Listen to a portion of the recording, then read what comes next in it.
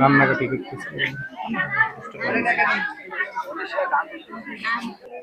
আমার বুকের মানুষটি ঢাকায় নিল রে, ওরে সোনা আমার কি করি হারাই পেলাম, আমার সোনার মানিকি আমার কাছে তোমরা আনিয়ে দাও রে, আমার সোনারে যারা মারিছে তারারে বিচার করে দিবারে, ওরে আমার সোনার একটা পাখি আমার রে, ওরে আমার নায়কের মতো সোনা রে, এই রমের সোনা কারুর আমি পাসি নে, আমার মনির মতো কারুর আমি পাসি রে, ও মনি মনি রে।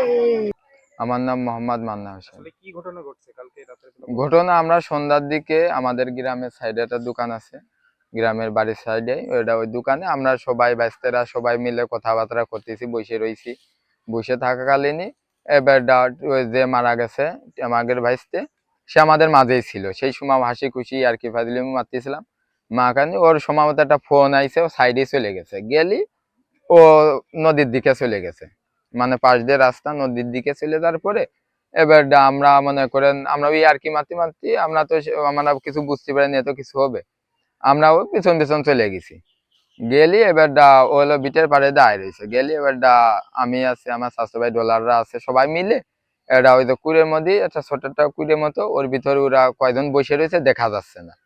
এরা দেখা না গেলে এবার ওই কুড়ের একটা পলিথিন আছে, ওই পলিথিন আমরা উঁচু করেছি। উঁচু করলে এবার এটা দেখে যে ওরা হলো নেশা পানি বড়ি টড়ি এসবই গুছাচ্ছে, গাদা বানাচ্ছে, এসবই করতেছে। এরা করাকালীন এবার ওই ছেলে যে বাইরেতে যে মারিছে সবাইরে, সে ভার হইছে। ভারনের পরে আমার স্বাস্থ্য ভাই সে বলতেছে তুই এই জায়গায় সেই সব খাচ্ছিস, মানে সব ঠিক নাকি এরাম বলার পরে ওর কলার ধরিছে। এটা ধরার পরেও ওর গায়ে হাত দেওয়ার আগে ও মনে করেন হলো গিয়ার মারা শুরু করেছে।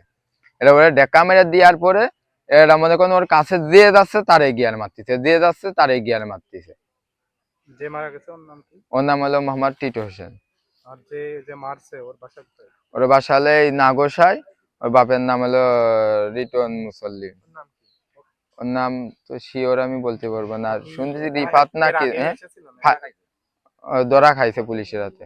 কি এর আগে এখানে আসতো নেশা করতে? পুলিশের আগে আইছে কিনা এইটা আমরা দেখি নাই, সেরকম আমাদের সামনে পড়ি নাই, দেখি নাই, কিন্তু আজকে আইছে এইটা আমরা মানে এরপরে দেখলাম। ঘটনা ঘটছে মানে লোকে ওরা মোটরসাইকেলে দুইজন আইছে, হ্যাঁ, আসার পর আমাদের গ্রামে দুইজন আছে, ওরা মানে নেশা পানি করতেছে, ওই গাঙ্গুলি কুড়ি আছে। পরে আমরা সাত আটজন মানে আমরা এক চাংড়া যারা বেড়াই দোকানে বসে রয়েছি, বসে তারপর আমরা আবার হুক করে গেছি গাঙ্গুলির দিক গেলে এবারটা দেখি ওই কুড়ির মধ্যে আলো আলো থাকলে এবারটা করছে কি তোমার লোকে কারা এই কুড়ি কারা, এই কুড়ি কারা, এবারটা করছে আমরা। এবারটা গ্রামে ছিল ভাইস্তে হয় সম্পর্কে ভাই হয় এই দুইজন, ওরা করছে আমরা কে আইছে যা, এটা করছে কে আসতেছে, ওই যে আহত মানে মানিছে যে সে মানে লোকে করছে কি আইছে, না গেলে কি আইছে, আমরা হেনেই খাবো, মানে নেশা পানি করতেছে করছে আমরা হেনেই খাবো।